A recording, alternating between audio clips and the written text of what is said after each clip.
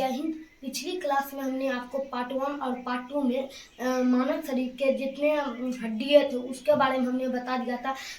कितने हड्डियाँ रहते हैं और कहाँ कहाँ रहता है हमने आपको बता दिया था। आगे के इस कक्षा में हम लोग संधियों को पढ़ेंगे, मानव शरीर में की संधियों को। लेकिन उसके पहले कुछ ये थोड़ा सा टॉपिक है कि हड्डी के बारे में मतलब विविध तथ्य जान लेते हैं कि सबसे बड़ी हड्डी क्या कौन होता है, छोटा हड्डी क्या है और जब हम बैठते हैं क्या होता है, ये सब हम लोग इसमें जान लेते हैं।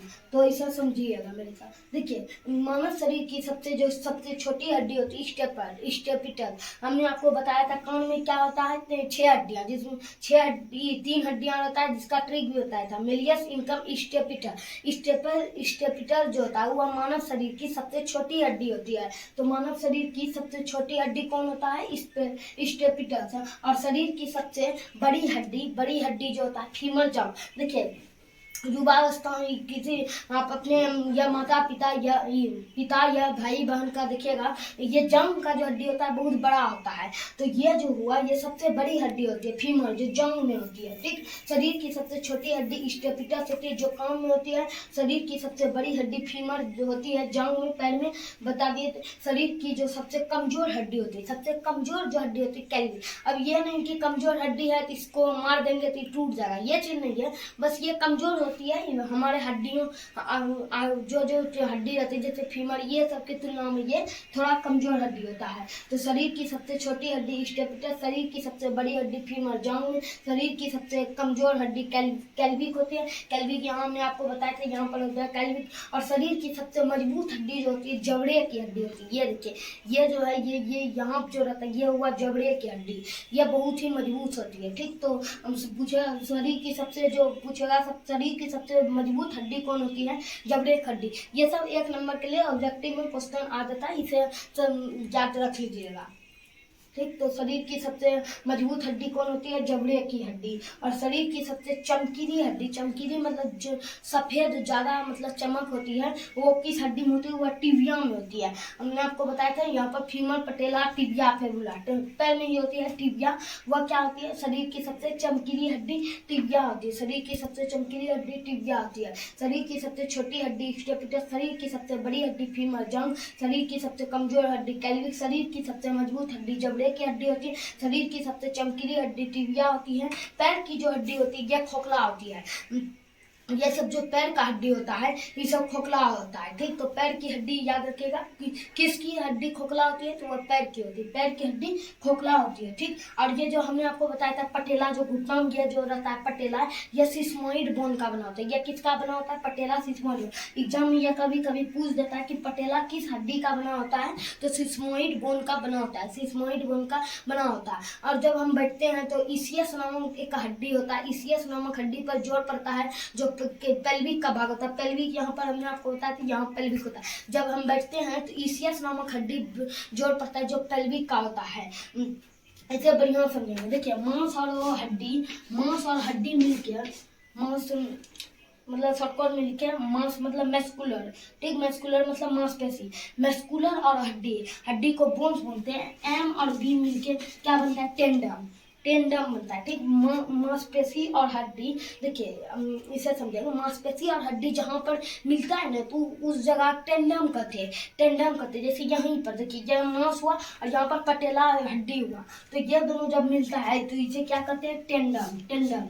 इसे क्या कहेंगे, मांस और हड्डी जब जहाँ मिलती है उसे टेंडम कहते हैं, टेंडम। इसे ऐसे भी लिख सकते हैं, याद रखने का ट्रिक है, MBT।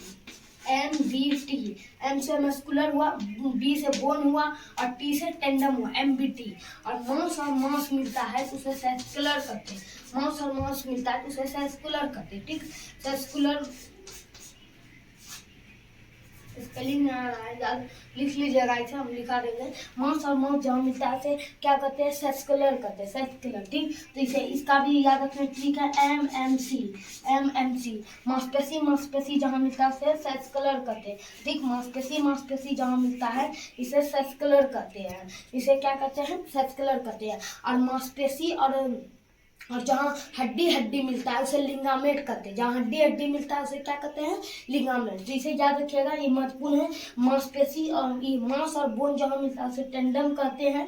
इसका याद रखना एनबीटी। और मांस जहाँ मिलता है उसे सेस्कुलर कहते हैं, ठीक, सेस्कुलर कहते हैं। और जहाँ पर हड्डी हड्डी मिलता है वहाँ पर क्या कहते हैं? लिगामेंट। हड्डी हड्डी जहाँ पर मिलता है उसे हम लोग क्या कहते हैं? लिगामेंट। मैंने आपको अभी बताया था विविध तत्व में, जैसे सबसे छोटी हड्डी स्टेपिटस थी, सबसे बड़ी हड्डी फीमर थी, पटेला सिस्मोइड बनाता है आदि हमने आपको बताया था। हमने ये भी आपको बताया था कि मांस और अस्थि जहाँ मिलता है उसे हम टेंडन कहते हैं, और मांस जहाँ मिलता है उसे हम लोग सेस्कुलर कहते हैं, और जहाँ पर हड्डी हड्डी मिलता है उसे हम लोग क्या कहते हैं? लिगामेंट। हड्डी हड्डी जहाँ मिलता है लिगामेंट कहते हैं, एक लिगामेंट कहते हैं। और ये और आगे अब पढ़ते हैं।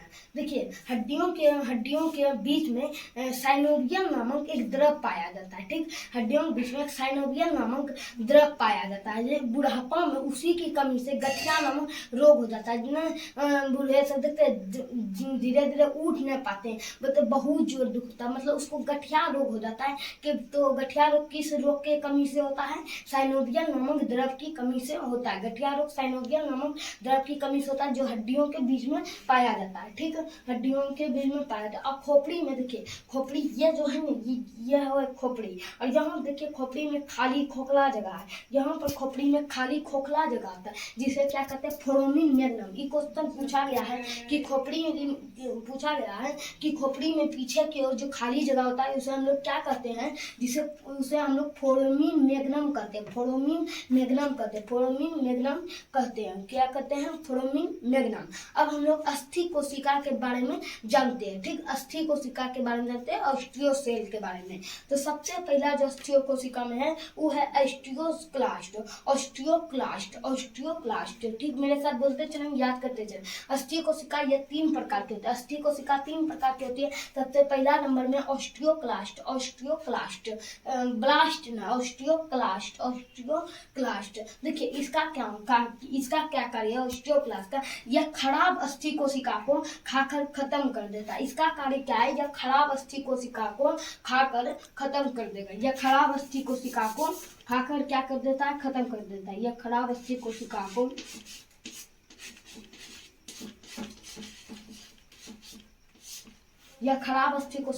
खाकर खत्म कर देता है। तो अतः इसे हम लोग क्या कहते हैं? बोन ईटिंग सेल भी कहते हैं। कभी कभी एक्सीडेंट होता है तो खराब जो कोशिका होता है, जो घायल कोशिका होता है, उसको क्या करता है? ऑस्टियोक्लास्ट जल्दी खाकर उसको खत्म कर देता है। तो जो खाता है उसे हम लोग ईटिंग भी बोलते हैं। तो इसे क्या कहते हैं? अतः इसे बोन ईटिंग सेल कहते हैं। इसका इंग्लिश याद रखेंगे कि इसे क्या कहते हैं? अतः इसे बोन ईटिंग सेल कहते हैं। दूसरा ऑस्टियोब्लास्ट। अगर कोई देखिए कोशिका, ऑस्टियोक्लास्ट क्या खराब कोशिका को खाकर खत्म कर दिया, तो कोई निर्माण भी करना चाहिए। कोई निर्माण भी करेगा जिससे बड़े वो अगर वहाँ रिकवर होगा तो कोई निर्माण तो करेगा। तो निर्माण करने का कार्य कौन करता है? ऑस्टियोब्लास्ट। ठीक। एक होता है ऑस्टियोक्लास्ट, इसका कार्य खराब अस्थि कोशिका को खाकर खत्म करता है, अतः इसे बोन ईटिंग सेल कहते हैं। और दूसरा ऑस्टियोब्लास्ट ये क्या करता है? जो खराब हुआ उसको खा लिया, अब जो वहाँ पर नया अस्थि कोशिका का निर्माण कौन करेगा? जो ऑस्टियोब्लास्ट करेगा। यह अस्थि का निर्माण करता है, यह नया अस्थि का निर्माण करता है ऑस्टियोब्लास्ट। और तीसरा होता है ऑस्टियोसाइकिल। इसका काम क्या है? यह अस्थियों को परिपक्व बनाता है, मतलब मजबूत बनाता है, यह मजबूत बनाता है। ऑस्टियोसाइलेट यह अस्थियों को परिपक्व करके बनाता है, ठीक है। तो अस्थि कोशिका 3 प्रकार का होता है। पहला है ऑस्टियोक्लास्ट, यह खराब अस्थि कोशिका को खाकर खत्म करता है, इसे बोन ईटिंग सेल कहते हैं। दूसरा ऑस्टियोब्लास्ट, यह अस्थि का निर्माण करता है। तीसरा है ऑस्टियोसाइकिल, यह क्या करता है? अस्थियों को परिपक्व बनाता है, तो आई होप आप लोग हड्डियों के बारे में विविध तत्व को समझे होंगे और अस्थि कोशिका को समझे होंगे। आगे हम लोग संधि को पढ़ने का प्रयास करेंगे।